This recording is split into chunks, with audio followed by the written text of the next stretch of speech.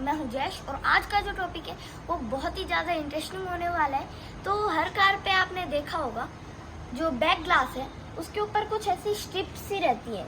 क्या ये कोई डिज़ाइन है? नहीं, बिल्कुल नहीं, ये कोई डिज़ाइन नहीं है, ये रियर डिफोगर है। जैसा इसका नाम ही है डिफोगर, फॉग को रिमूव करने वाला। ये जब विंटर्स में ग्लासेस के ऊपर कुछ फॉग सी जम जाती है तो ये उसको क्लियर करता है। ये बेसिकली कॉपर की स्ट्रिप्स है, जो इस वाली एक थिक स्ट्रिप से यहाँ से और इस वाली एक थिक स्ट्रिप तक कनेक्टेड है। तो आगे आओ। इसका एक बटन होता है कार के अंदर, ये वाला। इस बटन से रियर डिफोगर काम करता है। एक और बात बता दूं कि जो रियर डिफोगर है वो एक बार ऑन कर दिया तो कुछ टाइम पीरियड के बाद ऑटो ऑफ हो जाता है। मतलब रेगुलरली वो ऑन नहीं रहता, कुछ टाइम पीरियड रहता है जैसे 5 से 6 मिनट, फिर वो अपने आप ऑफ हो जाता है। तो फ्रेंड्स, जो फॉगिंग है उसके पीछे होने का एक सिंपल सा साइंस है। देखो, आप देखोगे कि इस विंड स्क्रीन पे हो जाती है, साइड मिरर्स पे हो जाती है, साइड ग्लासेस पर हो जाती है और जो बैक स्क्रीन है उस पर हो जाती है। पर आपने सोचा है कभी कि ये जो डैशबोर्ड है इस पर नहीं होती? स्पीडोमीटर का जो ग्लास है उस पर क्यों नहीं होती? तो इसके पीछे एक बड़ी सिंपल सी साइंस है कि जहाँ पर फॉगिंग हो रही है वहाँ पर मतलब कंडेंसेशन हो रही है। अब कंडेंसेशन क्या है?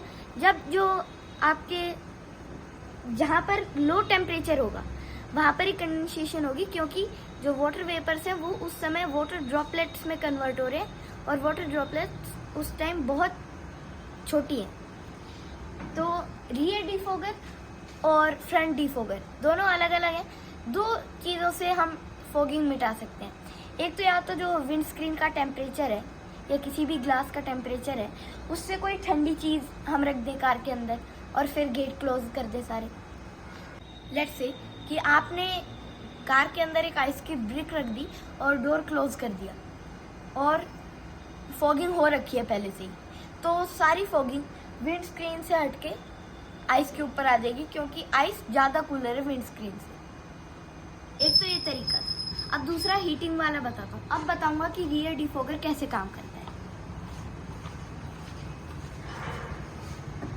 तो फ्रेंड्स, ये होती है आपकी डिफोगिंग यूनिट पूरी। तो यहाँ आप देखोगे, यहाँ एक पॉजिटिव टर्मिनल है और यहाँ पर एक नेगेटिव टर्मिनल है, ठीक है। और ये सारी ये कॉपर की जो दो मोटी स्ट्रिप्स हैं, ये इन पतली पतली कॉपर की स्ट्रिप्स से इन दोनों को कनेक्ट किया गया है। अब जब आप बटन ऑपरेट करते हो तो इसमें होता क्या है, तो जो पॉजिटिव टर्मिनल है उससे भी और नेगेटिव से भी 6 वोल्ट्स डीसी आती है, जिससे क्या होगा, ये जो एरिया है पूरा ये हीट अप होगा। और हीट अप होने से क्या होगा, मैंने क्या बताया था, कंडेंसेशन वही होगी जो कोल्डेस्ट पार्ट होगा एक बॉडी का।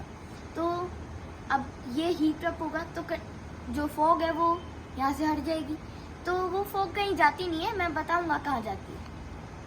चलते हैं फ्रंट डिफोगर पे। तो फ्रंट डिफोगर में क्या होता है, यहाँ पर कुछ एयर वेंट्स होते हैं। तो इन एयर वेंट से हॉट एयर आती है जो कि इस ग्लास पे जाती है, विंड स्क्रीन ग्लास पे। तो उस पे जाने से क्या होगा, हॉट एयर आएगी। अब हॉट एयर से ग्लास का टेम्परेचर भी बढ़ेगा और वही फॉर्मूला अप्लाई होगा, जो फॉग है यहाँ से भी रिमूव होके चली जाएगी। तो अब इससे भी अच्छा एक तरीका बताओ विंटर्स में। तो आपको क्या करना है, बेसिकली आपको फ्रंट डिफोगर ऑन कर देना है और एसी ऑन कर देना है और टेम्परेचर लोएस्ट पे सेट कर देना है। अब जब आप टेम्परेचर लोएस्ट पे सेट करोगे और फ्रंट डिफोगर ऑन करोगे तो फॉग वहाँ से तो हट जाएगी। अब कार के अंदर एयर रिसर्कुलेट हो रही है तो कूलिंग कॉइल के पास तो जाएगी एयर कूल होने के लिए। तो जो मैंने क्या बताया था, सिंपल सी साइंस है, कूलेस्ट पार्ट पे कंडेंसेशन होगी। तो जो कूलिंग कॉइल है, जब आप एसी ऑन करोगे उसका टेम्परेचर बहुत ही लो चला जाएगा, तो जो भी कंडेंसेशन होगी वो कूलिंग कॉइल पे ही होगी और फिर ड्रॉपलेट्स के फॉर्म में जो एसी का पानी आता है वो नीचे चला जाएगा। तो जैसे विंटर्स में हमें सर्दी लगती है तो हम हॉट मोड पे ऑन कर देते हैं, हीटर पे ऑन कर देते हैं। तो अगर आप कूलिंग पे ऑन करोगे, हीटिंग पे क्या है कि ज़्यादा टाइम लेगा फॉग को हटने में, और कूलिंग पे क्या है झट से फॉग हट जाएगी आप देखोगे तो कूलिंग का एक बार करने से फॉग हट जाएगी। और मोड का जो ध्यान रखना है वो होना चाहिए, जो बाहर की एयर है वो अंदर की तरफ आएगी, आउटसाइड जो एयर है वो इनसाइड आएगी, और अंदर ही अंदर रिसर्कुलेट नहीं होनी चाहिए। तो अब आपके दिमाग में क्वेश्चन आया होगा, जब रियर डिफोगर इतना सिंपल है तो ये हमें यहाँ इतना सारा झंझट करने की जरूरत क्या थी? तो उसके बेसिकली दो रीज़न है।